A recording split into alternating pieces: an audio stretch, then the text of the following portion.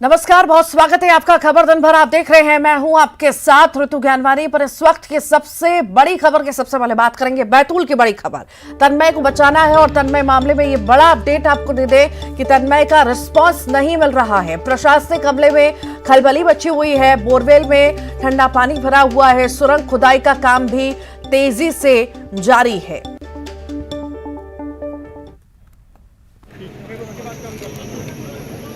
तन्मय को निकालने का प्रयास लगातार किया जा रहा है।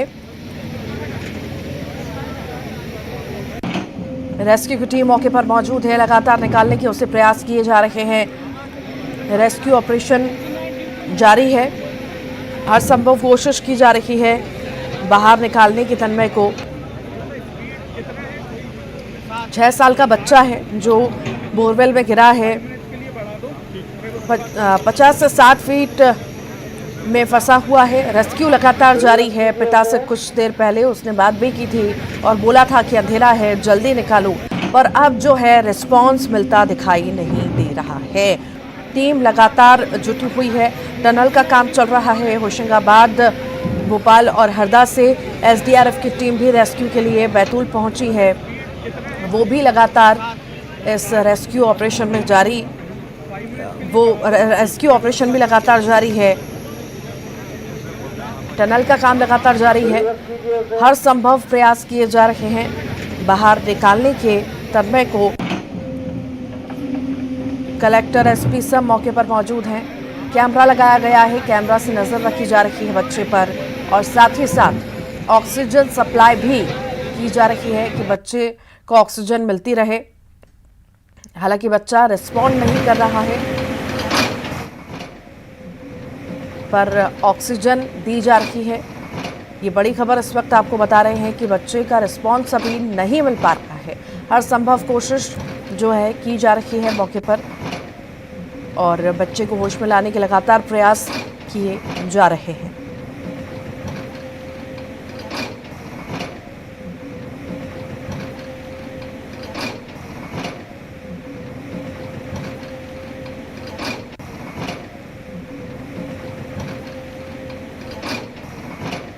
और ज्यादा जानकारी के लिए ऋषु हमारे साथ जुड़ गए हैं। ऋषु, क्या ज्यादा अपडेट इस मामले में? समय सबसे बड़ा अपडेट ये है कि जो बोरवेल है उसके दूसरे तरफ से भी यानी दूसरे सिरे से भी खुदाई शुरू की जा रही है। तो मशीन और जा चुकी है और एक तरफ से जहां पहले खुदाई चल रही थी, दूसरी तरफ से भी सुरंग खोदने का काम शुरू कर दिया गया है और वहां से भी पूरी भीड़ को हटा दिया गया है।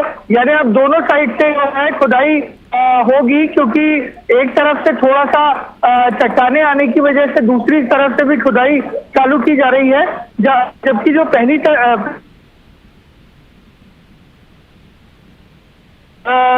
शासन का ये कहना लगातार जारी रहेगी। लगभग 7 से 10 घंटे का समय अभी है उस लेवल तक पहुंचने में जहां तन्मय फंसा हुआ है। लगातार प्रशासन की टीम तन्मय के स्वास्थ्य को लेकर जो है नजर बनाए हुए है।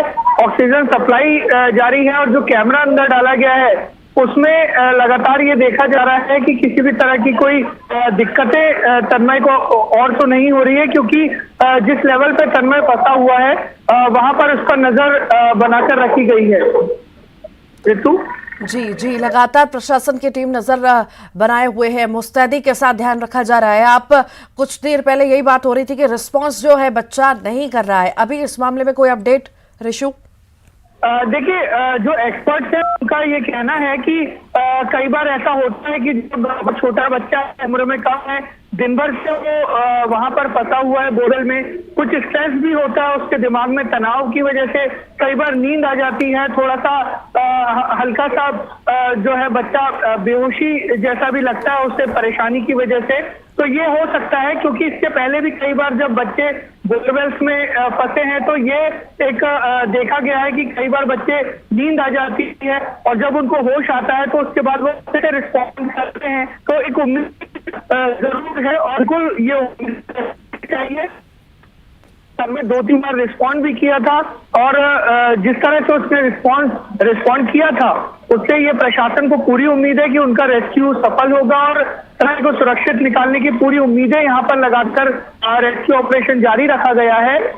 जो कैमरेज लगे हुए हैं उसमें तन्मय के हाथ दिखाई दिए हैं, हाथ में मूवमेंट्स दिखाई दिया था। कुछ समय के लिए जरूर बीच में तन्मय का रिस्पॉन्ड कम हुआ था, लेकिन इसका कोई दूसरा अर्थ नहीं निकाला जाना चाहिए बिल्कुल, क्योंकि कई बार ऐसा हो जाता है, बच्चे नींद में भी रिस्पॉन्ड नहीं कर पाते और जब होश आता है दोबारा रिस्पॉन्ड करते हैं।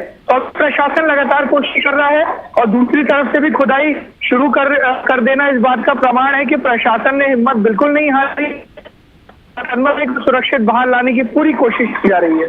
रितु जी जी ठीक, आप लगातार नजर बनाए रखिएगा। बहुत बहुत शुक्रिया जानकारी को साझा करने के लिए ऋषि।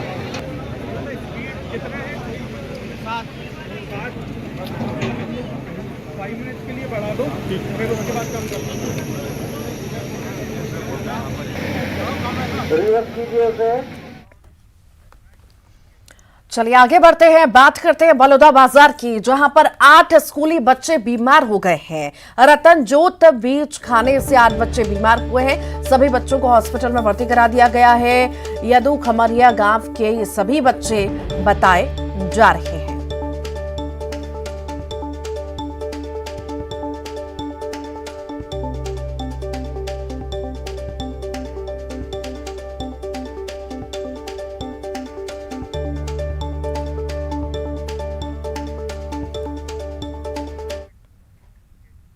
कोरबा से बड़ी खबर की बात करते हैं। एससीसीएल के कुसमुंडा खदान में आग लगी है। कुसमुंडा खदान में डोजर में आग लगी है और कड़ी मशक्कत के बाद आग पर काबू पाया गया।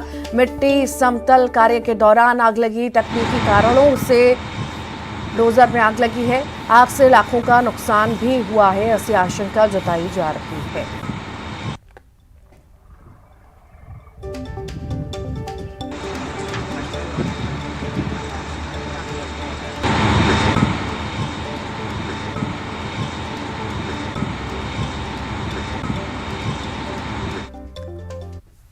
रायपुर से बड़ी खबर की बात करेंगे। युवक पर हमले का यह पूरा मामला है। नाबालिग सहित 3 आरोपी गिरफ्तार हुए हैं। आपसी रंजिश में युवक पर हमला किया था। टिकरापारा पुलिस ने गिरफ्तार किया है।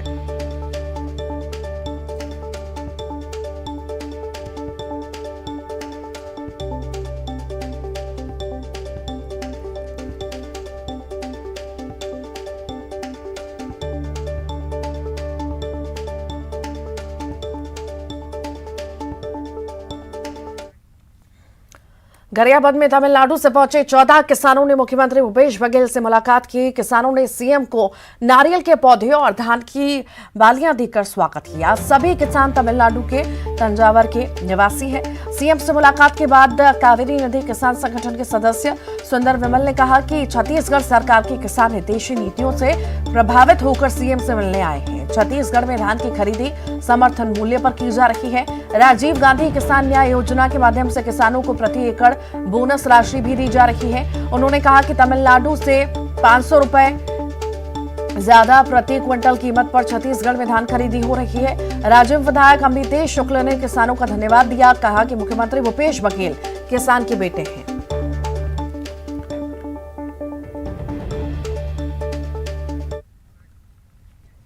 छत्तीसगढ़ से इस वक्त की सबसे बड़ी खबर की बात करते हैं। सीएम भूपेश बघेल का दौरा है और कल सीएम भूपेश बघेल महासमुंद जाएंगे। महासमुंद जिले में लोगों से भेंट मुलाकात करेंगे।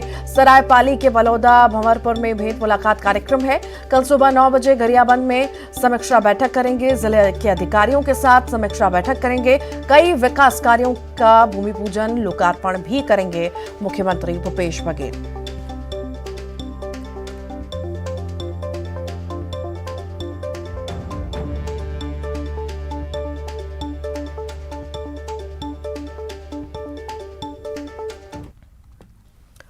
रायपुर से बड़ी खबर की बात करते हैं। तनु कुर्रे हत्याकांड का यह मामला है। कल आरोपी को उड़ीसा पुलिस लेकर आएगी रायपुर।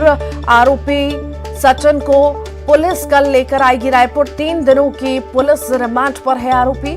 क्राइम सीन रिक्रिएशन के लिए रायपुर लाएगी पुलिस। कोरबा जिले की रहने वाली तनु कुर्रे बताई जा रही है। उड़ीसा में तनु कुर्रे की हत्या की गई थी। बलांगीर पुलिस आरोपी सचिन अग्रवाल को लेकर रायपुर आएगी।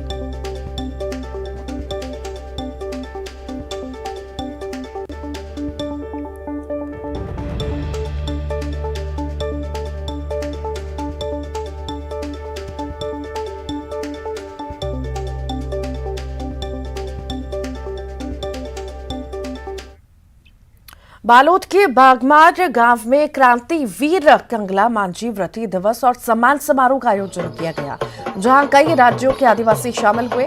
कार्यक्रम में केंद्रीय इस्पात और ग्रामीण विकास राज्य मंत्री फग्गन सिंह कुलस्ते मुख्य अतिथि के रूप में शामिल हुए। मंत्री ने क्रांतिवीर कंगला मांझी स्मारक पर फूल चढ़ाकर उन्हें श्रद्धांजलि दी, तो वहीं पारंपरिक वाद्य यंत्रों को बजाकर अतिथियों का स्वागत किया।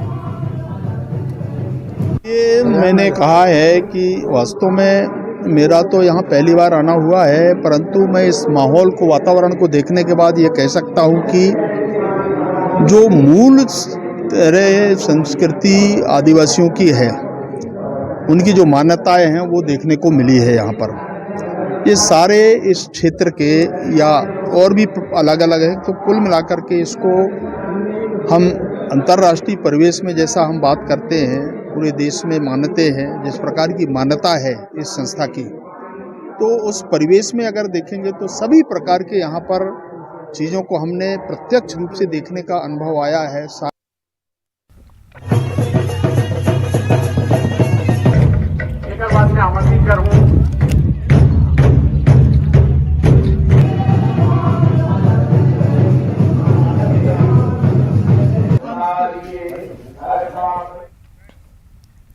बिलासपुर में एक रेस्टोरेंट पर नगर निगम का बुलडोजर चला है। सिविल लाइन थाना क्षेत्र में सरकारी जमीन पर अवैध रूप से बनाए गए रेस्टोरेंट को जमींदोज कर दिया गया। जिले के उसलापुर इलाके में स्थित यह रेस्टोरेंट स्थित था। जिले में कई दिनों से अतिक्रमण के खिलाफ कार्रवाई जारी है। आज एक अतिक्रमण तोड़ा गया है। यहाँ पे रेस्टोरेंट बना था, जिसको अपन ने विधिवत नोटिस दिया था जब निर्माण कार्य किया गया था, तो उस बीच में पर इन लोगों ने माना ली गया और निर्माण कार्य कर दिया। इसके बाद इनको दूसरा फिर से नोटिस दिया गया और मौखिक रूप से भी बताया गया, जिसका जवाब इनके द्वारा दिया गया जो कि संतोषप्रद नहीं था। इसलिए तीसरा नोटिस 2 दिन का समय देकर इनको कार्रवाई की गई। अभी और कितने अतिक्रमण ऐसे तोड़े जाए? ऐसे लगभग 20 से 25 अतिक्रमण है यहाँ पे, जिसके मेजरमेंट ले लिया गया है और धीरे धीरे सभी लोगों को नोटिस देके हटाने की कार्रवाई की जाएगी। खबर बलौदाबाजार से है, जहां सरकारी जमीन पर अवैध कब्जे की शिकायत को लेकर सैकड़ों महिलाएं कलेक्ट्रेट पहुंची। महिलाओं ने कलेक्टर को ज्ञापन सौंपकर हालात की जानकारी ली। उनका कहना है कि दबंगों ने सरकारी जमीन पर अवैध कब्जा कर रखा है, जिसमें सरपंच पति का भी हाथ है। विरोध करने पर धमकाने का भी आरोप लगाया। के बावजूद वहाँ कोई सुनवाई नहीं है और जो गरीब है, छोटा छोटा दुकान बनाए हैं और अपना जीविकोपार्जन कर रहे हैं, उन लोगों का दुकान बिना कोई नोटिस दिए उन लोगों को तोड़ दिया जा रहा है। इन्वॉल्व रहते हैं, क्योंकि जैसे हम लोग यहाँ से कोई कागज देते हैं तो तत्काल जो भी कार्यालय, संबंधित कार्यालय है, वो लोग तत्काल गांव के जो 2-4 मुखिया हैं उन लोगों को फोन करके जानकारी देते हैं कि आपके गांव से फला फला व्यक्ति आए थे, फला फला संबंध में आवेदन देकर गए हैं, और गाँव के जो मुखिया लोग हैं वो लोग तत्काल पहुँच जाते हैं, फिर आकर जो आवेदन दिया है उसको धमकाते हैं। और जो सरपंच है तो आधा तालाब ला खेत बना है ओकर भाई है, ओकर कोई कार्रवाई नहीं हो। और नरेंद्र बीज बाजार में ठेला मढ़ारी से ओकर बाद दुकान घेर के मकाम बना के दुकान चलावत है। ये अवगत कराया कुछ लोगों ने जो आज मिलने आए थे कि कुछ लोगों का अवैध अतिक्रमण हटाया गया है, लेकिन उनके द्वारा ये कहा जा रहा है कि और लोगों का भी हटाया जाना बचा है। तो उसको लेकर के हमने एसडीएम को निर्देशित किया है, उसमें समय सीमा में कार्रवाई करेंगे। और बिलासपुर की अब बात करेंगे, जहां 6 सूत्रीय मांगों को लेकर जिले भर के पीडीएस दुकानदारों ने 3 दिवसीय हड़ताल की और इसी कारण शासकीय राशन दुकानों पर ताला लटका हुआ है और वितरण व्यवस्था ठप हो चुकी है। 7 सूत्रीय मांगों को लेकर दुकानदार आंदोलन कर रहे हैं, जिनमें खाद्यान्न कटौती, सर्वर की समस्या, मानदेय व्यवस्था, कमीशन राशि सहित खाद्यान्न शॉर्टेज की मांग शामिल है। और इधर राशन नहीं मिलने के कारण हितग्राहियों को समस्याएं हो रही हैं। सभी जिलों में 6 सूत्री मांग को लेकर के हम लोग प्रदेश स्तरीय धरना प्रदर्शन कर रहे हैं। ये हमारा भी धरना जो है सांकेतिक है शासन को जगाने के लिए, क्योंकि हमने अनेकों बार जिला प्रशासन को ज्ञापन दिया हमारी मांग पूरा करने के लिए, कहीं कोई सुनवाई नहीं हुई। हम सीधा मुख्यमंत्री से मांग कर रहे हैं कि हमारी जो राशन की कटौती किया गया है वो बगैर भौतिक सत्यापन किए किया गया, और जिसका परिणाम है कि हम पिछले माह सभी दुकानदार परेशान हुए, सबके खाद्यान्न कम हुआ और बाद में फिर हमारी मांगों पर सरकार ने पुनर्विचार करते हुए फिर से हमें खाद्यान्न दिया गया। एटीएम से धोखाधड़ी कर पैसे उड़ाने वाले अंतर्राज्यीय गिरोह के 3 शातिर आरोपियों को सरगुजा पुलिस ने गिरफ्तार किया है। तीनों आरोपी उत्तर प्रदेश के जालौन के रहने वाले हैं। उनके पास से 120 एटीएम, 4 मोबाइल, 1 कार और 1 लाख से ज्यादा कैश बरामद किया गया है। तीनों आरोपी अंबिकापुर के एक होटल में ठहरे हुए थे। गुप्त सूचना के बाद पुलिस ने उन्हें धर दबोचा। तीनों आरोपियों के खिलाफ धोखाधड़ी का मामला दर्ज कर जेल भेजा गया है।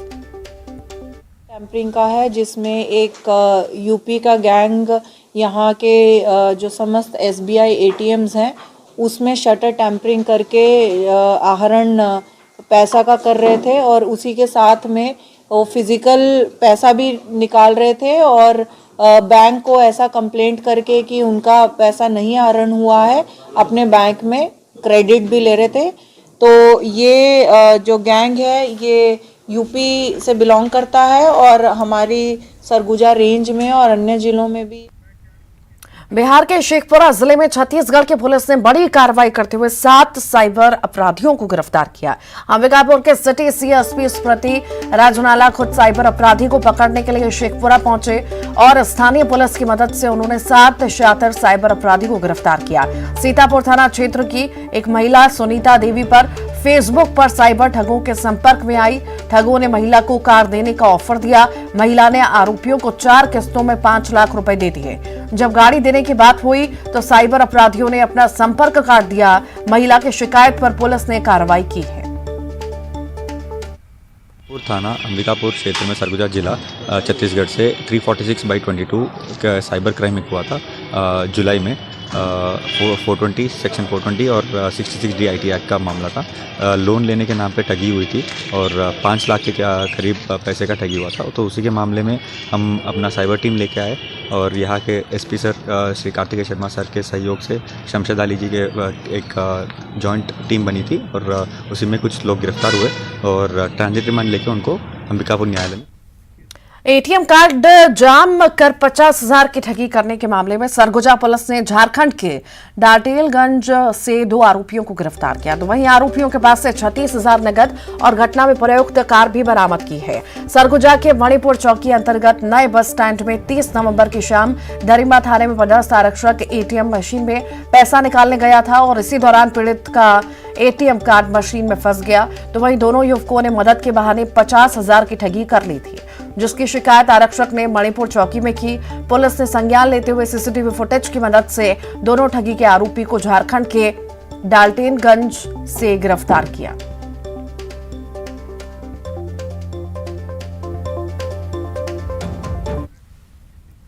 अब बात करते हैं बिलासपुर की, जहां 2 नाबालिग लड़कियों के बाल विवाह का मामला सामने आया। मामला सरगिट्टी और पचपेड़ी इलाके का है।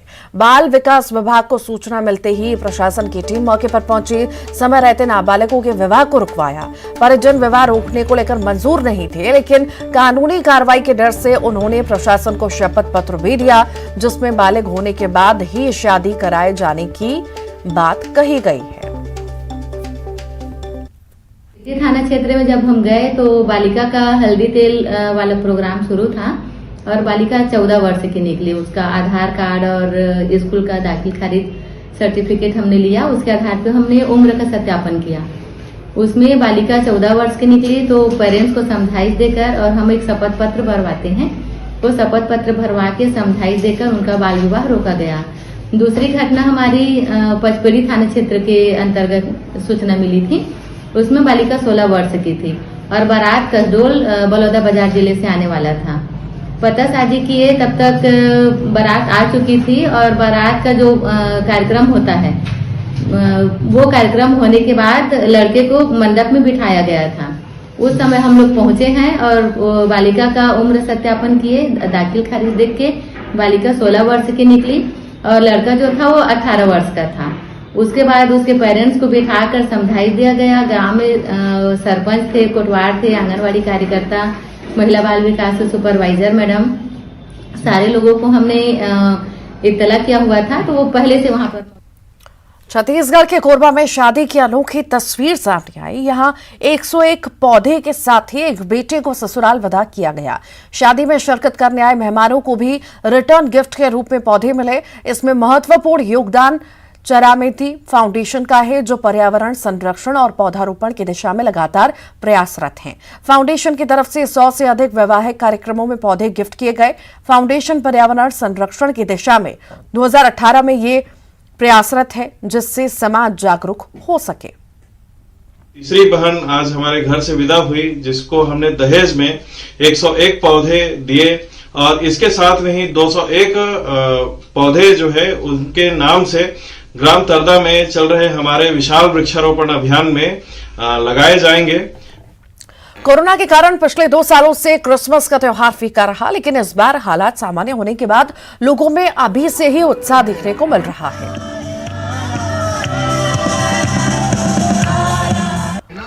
कोरबा में उस वक्त ट्रैफिक थम गया जब बीच सड़क पर अजगर आ गया। जी हां, जिले में 2 जगह सांप निकलने की जानकारी मिली। रजगामार रोड स्थित डीएफओ बंगले में एक करैत सांप मिलने से हड़कंप मच गया।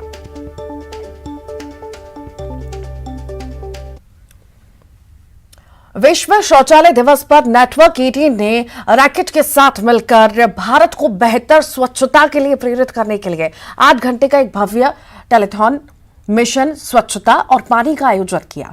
इस अभियान ने देश के प्रमुख नेताओं, मशहूर हस्तियों, चेंज मेकर्स, स्वच्छता कार्यकर्ताओं और विचारकों को इस वादे के साथ एक साथ लाया कि कोई पीछे नहीं छूटेगा।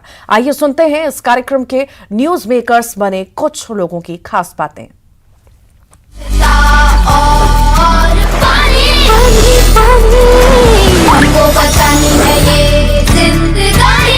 A lot of work to be done on hygiene, right? Because there are 3 parts typically, or mission pani is an important part. जब हम wash बोलते हैं, water, sanitation and hygiene.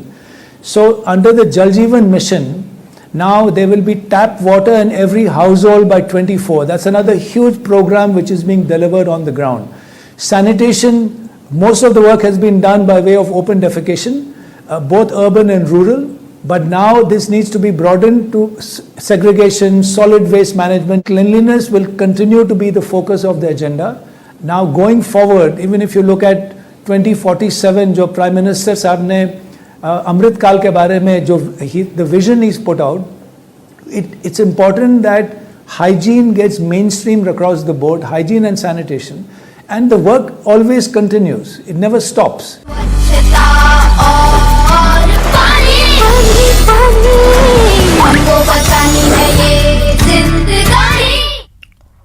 और इसी के साथ ही खबर दिन भर के इस बुलेटिन में इतना ही।